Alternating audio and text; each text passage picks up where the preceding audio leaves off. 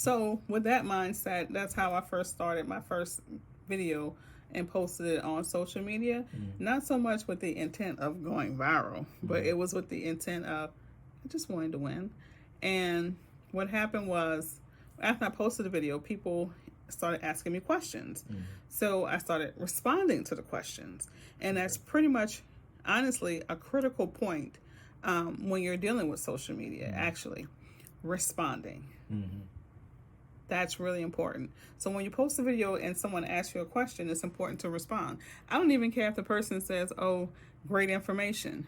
Respond saying, thank you.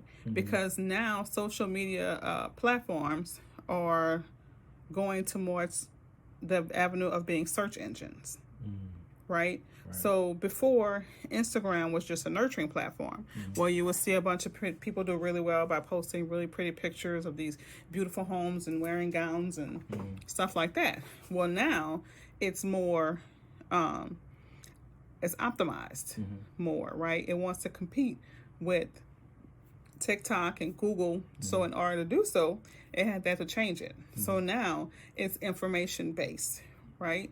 So it's really important to interact with not just TikTok, but TikTok, Instagram, and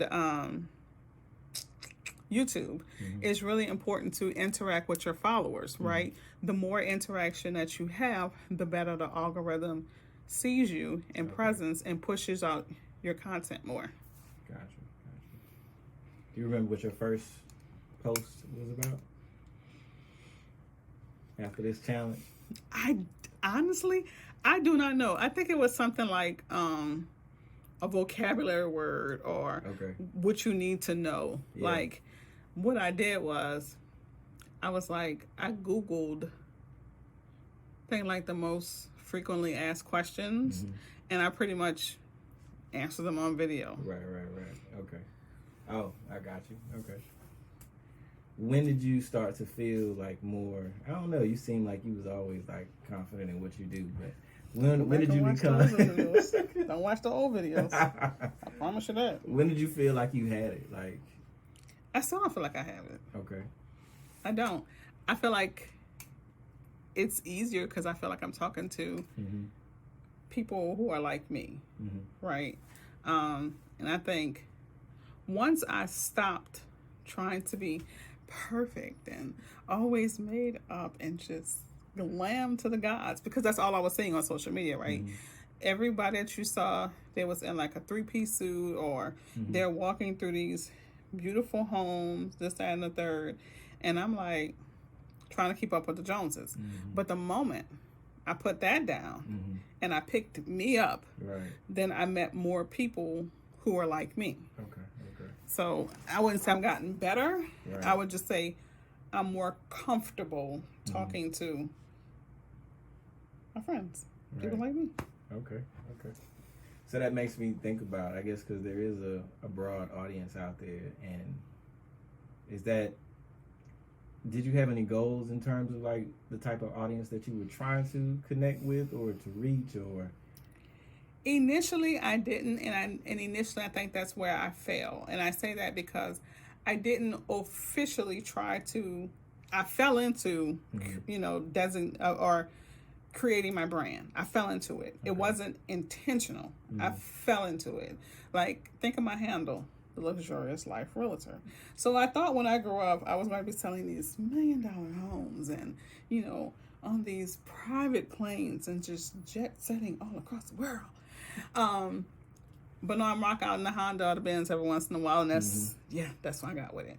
But I found out that through talking and being questioned,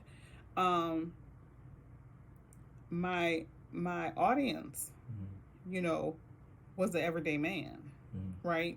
Like the everyday blue collar, white collar. I just want better for my family. I just want better for myself, person. The person who was confused and lost and didn't know where to go to get information, and who felt like they were being rebuffed by other agents. Because if it was like, oh, if you're not pre-approved already, then I can't help you. Right. We can be some really snotty people when we want to be. We really, really can.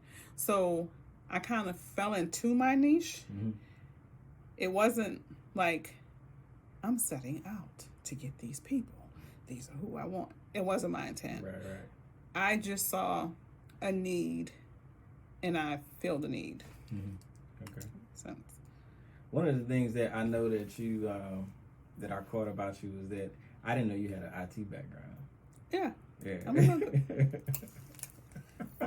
Yes, I am a bit of a nerd. And so, do you feel like that helped you kind of, get acquainted with social media and building like your brand and let me say this. Actually, absolutely not. It did not. Okay. Let me tell you what I did do, right? After my second video went viral, I was like, what did I do right? Right. It wasn't Yeah. It was, what did I do right? Mm-hmm. I'm gonna figure this shit out. So I took a course. I took an online marketing course through,